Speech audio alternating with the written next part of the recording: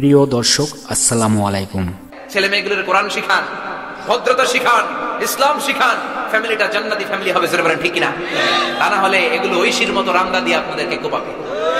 আগে মাহফিলে গেলে আমাদেরকে বিষয় দিত মাতা পিতার খেদমতের উপর ওয়াজ করেন।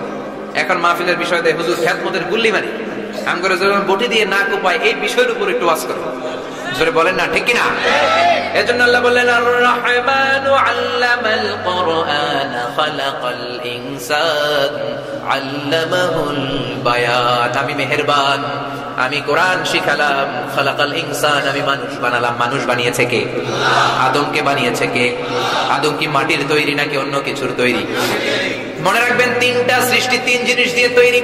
মানুষ মাটির তৈরি, ফেরেশতারা নূরের তৈরি, আর জিন তারা হলো আগুনের তৈরি। কম ঠিক কিনা? মাটির সম্মান বাড়িয়ে দিয়েছে কে? আদমকে মাটি থেকে বানিয়ে ফেরেশতাদেরকে সিজদার আদেশ দিয়ে দিয়েছেন কে? তুমি মাটির আদমকে প্রথম সৃষ্টি করিয়া ঘোষণা করিয়া দিলে শ্রেষ্ঠ বলিয়া, তাই তো নূরের ফেরেশতা করে আদমকে সিজদা, তাই তো নূরের ফেরেশতা করে আদমকে সিজদা। সবার চেয়ে বেশি সম্মান দিলে মাটির আদমকে। আল্লাহু আল্লাহু পড়ে, আল্লাহু আল্লাহু, তুমি জাল্লে জালালুহু, শেষ করা তো যায় না গে তোমার গুণগান। আল্লাহু আল্লাহু। রাব্বুল আলামিন সাইয়েদনা আদমকে মাটি থেকে বানালেন।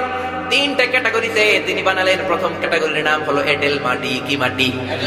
যে স্তরকে আল্লাহ কোরআনে বলেছেন তিন ইন লাযিব, তিন ইন লাযিব, এঁটেল মাটি।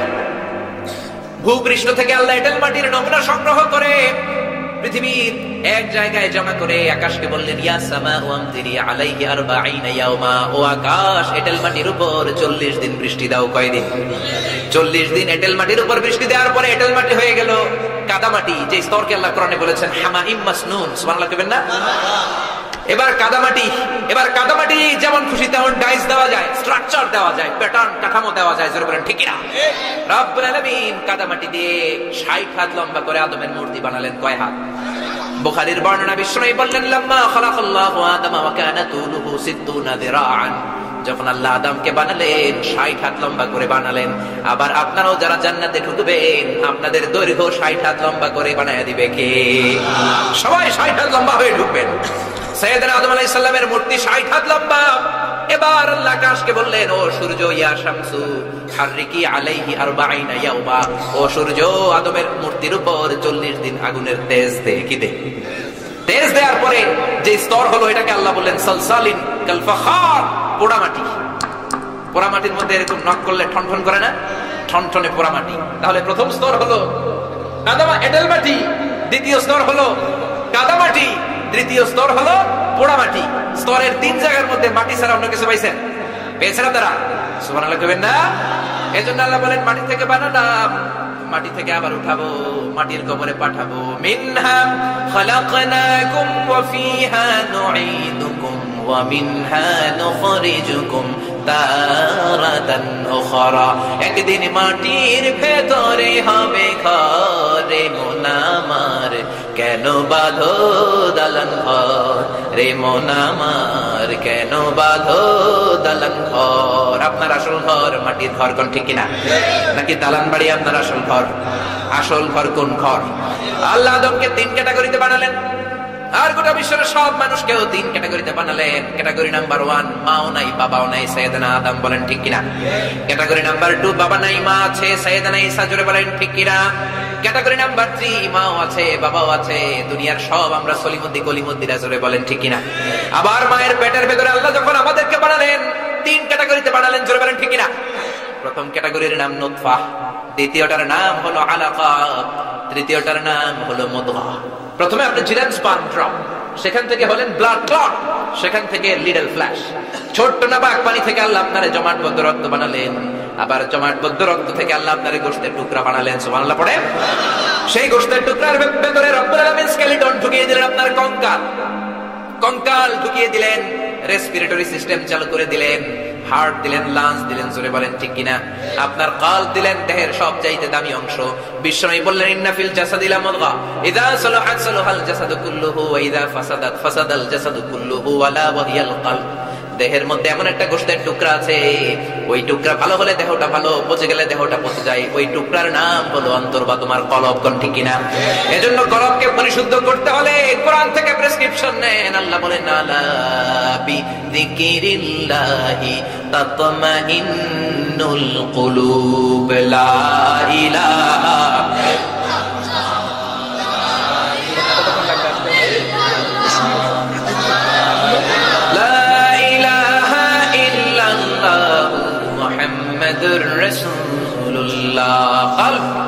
কল ঠান্ডা করবেন জিকির দিয়ে নাকি আয়না বসায়া?